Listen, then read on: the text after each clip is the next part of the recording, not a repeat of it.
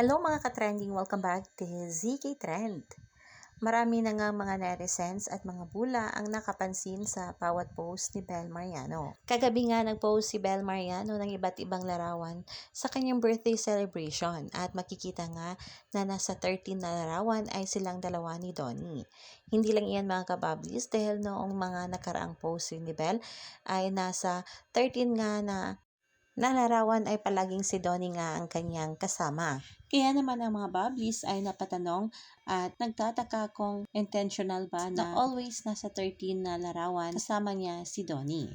At ayon pa nga dito sa isang komento ng bula, Miss Bell, why does he always land on the 13th slide? Incidental ba or intentional?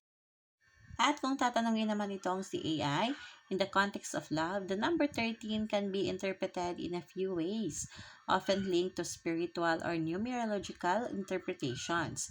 It can represent positive changes, a call to be authentic, and the arrival of genuine love, particularly for singles.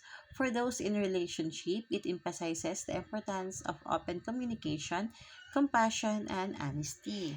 Intentional man o incidental, ay si Bella lamang nakakaalam kung ano nga ba ang totoo o pahiwatig niya tungkol dito.